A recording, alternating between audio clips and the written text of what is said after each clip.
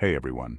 Today we're diving into something that affects all of us in form of relationships, love, and why sometimes it feels like we might have married the wrong person. Let's explore some deep insights into how we can better navigate love and relationships. So, have you ever found yourself wondering if you've married the wrong person? It's a question many people ask themselves at some point in their relationship. But before we jump to conclusions, let's unpack what's really going on here. A lot of our disappointment in love comes from unrealistic expectations. Society, media, and even Disney movies have conditioned us to believe in perfect fairy tale love.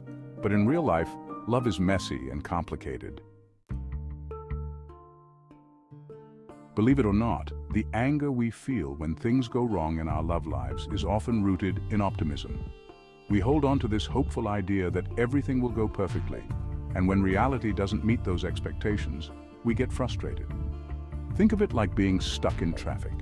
You're not angry just because you're late. You're angry because you were optimistic that the road would be clear. The same thing happens in relationships. We expect everything to go smoothly, but love is full of bumps. Now let's talk about why vulnerability is so tough. In relationships, many of us fall into two patterns: anxiously attached or avoidant. When we're anxiously attached, we're overly critical or strict, when what we really need is reassurance. Avoidant types? Well, they act distant and pretend they don't need anyone, even when they do. Sounds familiar? These behaviors stem from the fear of showing our true, vulnerable selves to another person.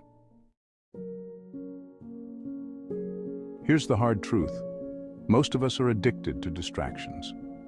We don't spend enough time getting to know ourselves, and that makes it harder to connect with others. How can we expect to form strong, meaningful relationships when we're constantly running away from our own thoughts and emotions? This is why communication is so important in relationships. To make love work, we have to become better teachers. And that means explaining our needs clearly instead of expecting our partner to magically understand us. Unrealistic expectations versus real love. One of the biggest myths we're told is that true love means perfect compatibility. Spoiler alert, nobody is perfectly compatible. The reality is, love is about learning to live with each other's imperfections. We have to stop idealizing perfection and start embracing compromise. Being in a relationship is not about finding someone who checks every box. It's about finding someone who is good enough and working together through the tough times. Learning to love. It's a skill, not just a feeling. We often think love is an instinct, something we just know how to do. But love isn't just about following your feelings. It's a skill, something we need to learn and practice over time.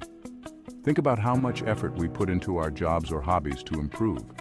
Love requires that same effort. It takes practice, patience, and most importantly, the ability to cut each other some slack.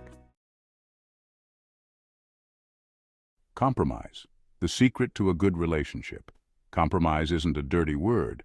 So many people think they've settled if their partner isn't perfect. But guess what? None of us are perfect. The truth is, compromise is noble.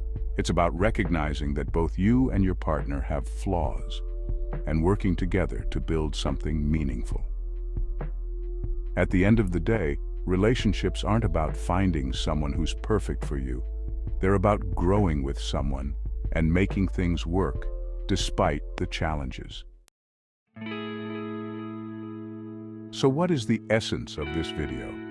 It is to remember that love is not about finding the right person, but learning to love the imperfect person who is good enough. If you've enjoyed this video, don't forget to hit the like button, subscribe, and share your thoughts in the comments below. Let's keep the conversation going about love, relationships, and how we can all get a little better at it.